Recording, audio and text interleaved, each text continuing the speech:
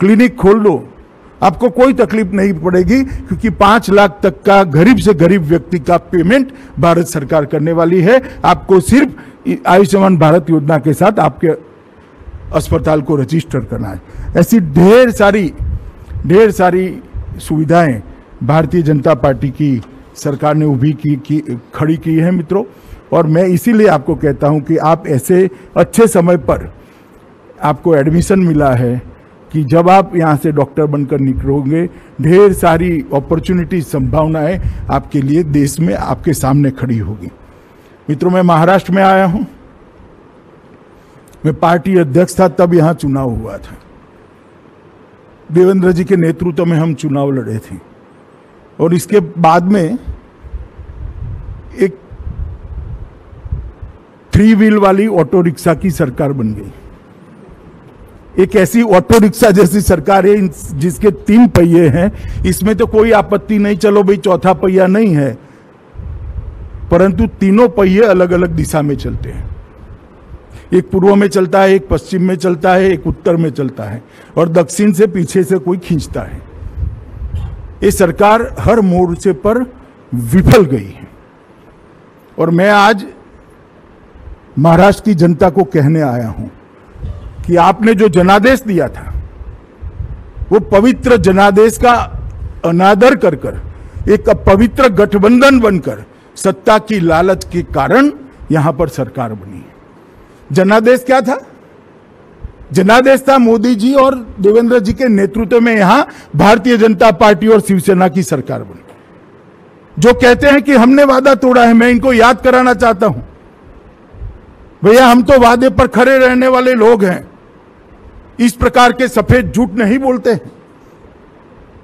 बिहार में देवेंद्र जी इंचार्ज थे, हम चुनाव लड़े। बिहार में नीतीश जी हमसे ज्यादा सीटें लड़ते थे। हमारा वादा था कि एनडीए की सरकार बनती है तो नीतीश जी मुख्यमंत्री बनेंगे। हुआ ऐसा कि हमारी सीटें ज्यादा आई, उनकी सीटें कम आई।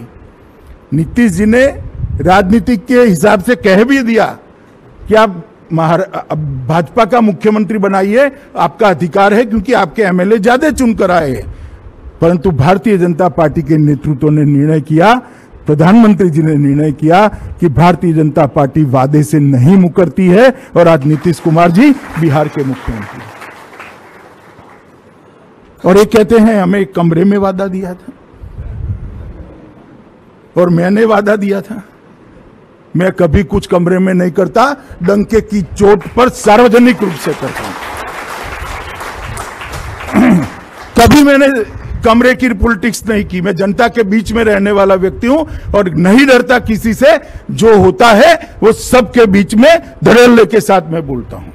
और मैं फिर से कहने आया हूं कि ऐसा कोई वादा नहीं किया था। चलो मान लो वादा किया था, तो उद्धव जी आपकी सभी प्रत्याशियों के बैनर पर आपसे 2.5 गुना बड़ा फोटो नरेंद्र मोदी का लटका कर आप प्रचार करते थे। मोदी जी के नाम पर वोट मांगते थे। मेरे साथ आपकी रैली हुई, मोदी जी के साथ आपकी रैली हुई। हर जगह हमने कहा कि एनडीए की सरकार बनाइए, देवेंद्र फडणवीस हमारे नेता है, वो मुख्यमंत्री बनेंगे। क्यों नहीं बोले भाई आप?